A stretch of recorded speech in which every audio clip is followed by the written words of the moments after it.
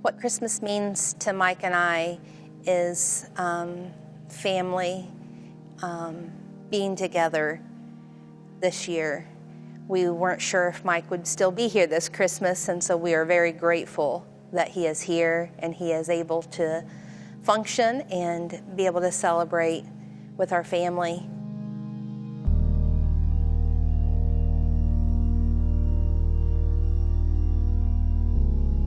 Prior to this experience is that I thought COVID was just a bunch of political propaganda, just misleading information. I believe it was sometime mid-March to late March. We were told at work we're going to be laid off, and then I was laid off for pretty close to 3 months. And then I went back to work, and they called us back. And then that first week back, I'm sure I contracted COVID from someone in the facility or somewhere in the facility. The second week back to work on that Monday, I was feeling very anxious in the afternoon, couldn't breathe, felt like I was going to have like an anxiety attack. June 8th is when Mike came home from work, not feeling well, having a lot of anxiety, shortness of breath, had a fever of 104 at that time, was not able to function, barely made it home. When I got home from work, I checked his temperature again and it was about 105. He just could not break that fever for anything. So the next day I took him to urgent care to Prompt Med.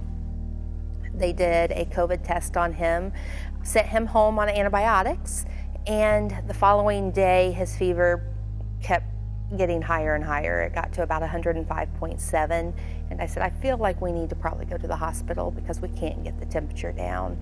So we decided to go to Columbus Regional, went to the ER. They did a rapid COVID test on him and it came back positive.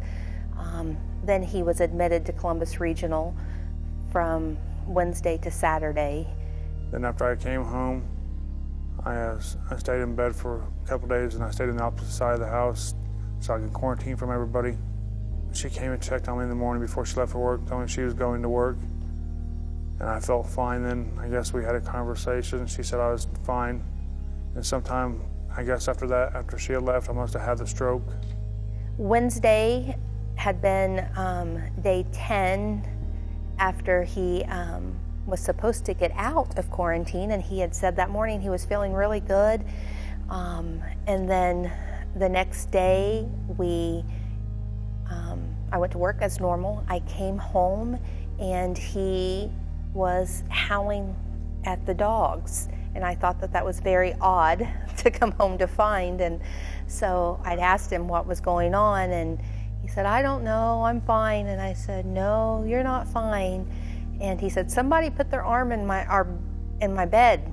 Whose arm is this? And I said, that's your arm. He said, no, it's not. I said, Mike, I think you're having a stroke. And my left hand was like kind of over my stomach, and I couldn't feel my hand right when I touch it. And I kept on thinking it was like, I couldn't tell if it was my hand or somebody else's hand. I kept on saying, so why is there somebody else's hand in my bed? So I decided to call 911, and they came and got him, and I asked them to take him back to Columbus Regional. And they did. They did a head CT and determined that he had had a massive MCA stroke. Then he was shipped by ground ambulance to Methodist ER, went through a regimen of tests there, and was admitted to the neuro ICU. At 1 a.m. I got a phone call from the neurosurgeon saying that we needed to do a craniotomy on him. And I said, is it life-threatening? I really don't want him to go through that if it's not necessary. And he said, yes, it's life-threatening. So they took him straight to surgery, removed the right side of his skull. He was intubated for 24 hours just to try to keep him comfortable. And then he was brought out of that sedation and extubated, was in the neuro ICU for about a week, and then transferred over to a regular floor. He was still COVID positive. He stayed on that floor for another 3 weeks, trying to get rid of COVID, but it kept coming back positive test. He had had 19 tests at Methodist before he was discharged. The time frame after realizing I had COVID It was 11 days after I was diagnosed with it, is when I had the stroke. I was waking up in ICU, just very confused and like lost and trying to figure out where I was at and what would happen. I kind of understood that I had went through surgery, but I didn't understand the significant amount of surgery I just had. After that, I was battling some serious depression issues. I had woke up that morning and feeling very confused and not right. And then I kept on thinking, I'm going to die in this place. And then I remember calling her and telling her, I said, Jen, you're not like what I'm going to say. She was like, why? I said, I don't think I'm going to make it out of here. That all my borrowed time's running out. So the second week that Mike was at Methodist on the regular neuro unit, he was feeling very depressed. He was going through ICU delirium from being in the ICU for so long and being woke up for neuro checks every hour, every 2 hours, then every 4 hours. It just kept progressing. Everybody was in PAPRs because of COVID, and Mike was COVID positive, and no family or friends were allowed to come in to visit him. So his spirit got down very much, and he asked if I thought that Pastor Steve would come and talk with him. And I said, well, he isn't able to physically come, but I'm sure he would be happy to call you. The decision I decided to follow Christ was that same evening whenever you called and you prayed for me and you asked me to accept Jesus in my heart. Do you accept Jesus in your heart? And I said, yes, I do. And then you prayed and I listened to everything you said. And after that, I felt more at peace. Like I did something right. Something good is going to happen. And then, as you always say, we have to be obedient and follow Christ's word.